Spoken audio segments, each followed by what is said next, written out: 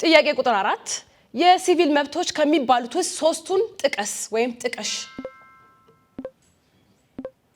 ቡድን አንድ አብርተዋል እነ ኤልያስና ሃና። እሺ የኢኮኖሚ መብቶች፣ የማህበራዊ መብቶች እና የፖለቲካ መብቶች።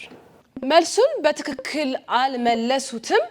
ለቡድን 2 እድሉን እሰጣለሁኝ፣ መሞከር ትችላላችሁ።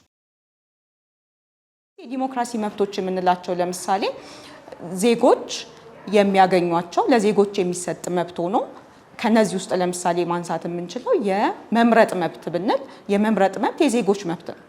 በምሳሌ ይሄን ማስረዳት ብንችል ለምሳሌ በኢትዮጵያ ውስጥ አንድ የውጭ ዜጋና አንድ ኢትዮጵያዊ ቢኖር ሁለቱም የሰብአዊ መብት አላቸው። እኩል ሰብአዊ መብት፣ የማይሸራረፍ ሰብአዊ መብት አላቸው። በዲሞክራሲ መብት ግን ለምሳሌ የመምረጥ መብት የዲሞክራሲ መብት ነው። ይሄ መብት ደግሞ የኢትዮጵያ ዜጋ የሆነው ሰው መብት ነው ማለት ነው። የኢትዮጵያ ዜግነት የሌለው ሰው የመምረጥ በኢትዮጵያ ፖለቲካ ውስጥ የመሳተፍ መብት የለውም ማለት ነው።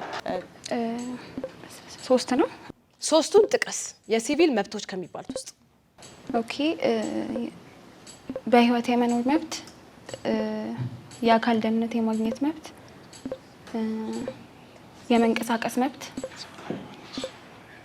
ሶስቱን መልሰዋል እነ ዲቤራና ጌትሽ።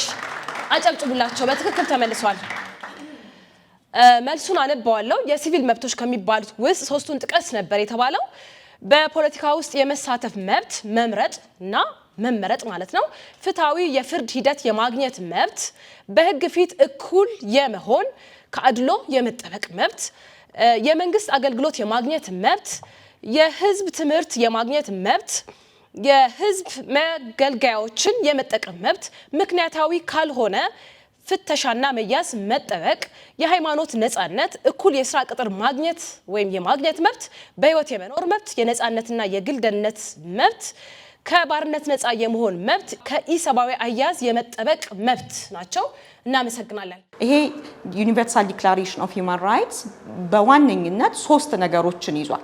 ያ ማለት ምንድነው?